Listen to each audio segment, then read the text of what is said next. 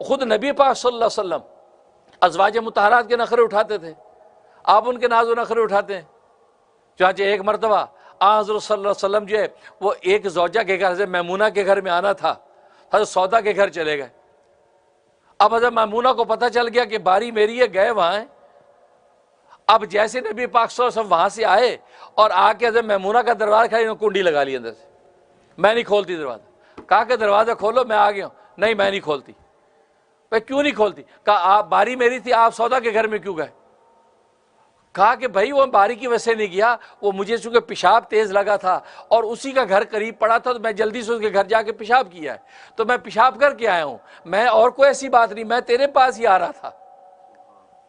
اب آپ سوچئے شاید ہو جہاں دروازے پہ کھڑے عذر پیش کر رہے ہیں، اور آج دفتر سے آپ لیٹ آتے ہیں تو بیوی دروازہ بند کر کے اگر پوچھے تو آپ کو کون سا نخرہ ہے بھائی؟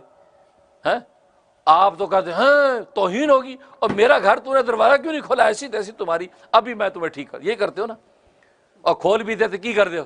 کھول کے کیا چومتے ہو؟ اس کو دو چار دھکے دو چار تھپڑ مکے ہی مارتے ہو نا۔ لعنت ایسی زندگی پر، یہ کیا کمینوں والی زندگی۔ شاید وہ جہان نبی سے بڑا حق کس کو تھا ہے؟ اور وہاں میاں بیوی کا معاملہ چل رہا ہے، وہاں آپ یہاں بیٹھ کے فتوے دے ہو نبی کے لیے دروازہ نہیں کھولا، لاہور یہ تو کافر ہو گئی ہے۔ میں نے تم نے یہی کہنا تھا نا، لیکن نہیں، وہاں میاں بیوی کا پیار چل رہا ہے۔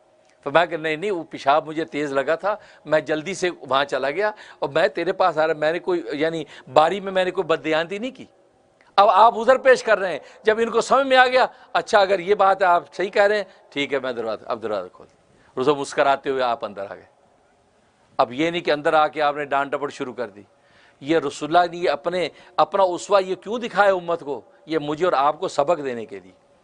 آج اگر آپ آفس سے دیر سے آ جاتے ہیں، آپ اگر کوئی گلچھڑے اڑا کے آتے ہیں تو بیوی نے اگر پوچھ لیا تو آپ بھی ذرا تھوڑا سا شرمندہ ہو۔ جھوٹ بولنا ہے تو طریقے سے جھوٹ بول لیں، وہ تو بول رہے روز ہی بول لیں، لیکن یہ کہ اکڑے نہ، اس کو جوتے نہ ماریں، اس پہ غصہ نہ نکالیں، اپنے سچائی اور پارسائی کے فتوے نہ داغیں، انسان بن کے رہیں۔ یہی وجہ کہ آج گھروں کے اندر جنت نظیر زندگیاں نہیں ہیں، الفت و محبت نہیں ہے، بے راہ روی ہے، اور گھروں کے اندر جہنم کدا بنا ہوا ہے۔ تو اس لیے تو بیویوں کے بارے میں کہا کہ بیویوں میں جو ناز و نخرہ ہے، جو ناز و ادا ہے، اس ناز و ادا کو سہارو، اس کو سیدھا کرنے کی کوشش نہ کرو، بلکہ اس ناز نخرے کو برداشت کرو، اس کو تحفہ دو، اس کو مناؤ۔ تو فرمایا یہی، اس لیے فرمایا ٹیڑھی پن سے پیدا ہونے کا مطلب ہے اس کے اندر جو ناز و نخرہ ٹیڑھا پن ہے یہ اس کی خوبصورتی ہے، اس خوبصورتی کو قائم رہنے دو۔ اگر اس کو تم سیدھا کرنے کی کوشش کرو گے تو اس کی خوبصورتی کو بدصورتی میں بدل دو گے۔ تو دیکھو یہ ٹیڑھا پن ان کا حسن ہے، اس کی جو ہے وہ کوئی برائی نہیں ہے۔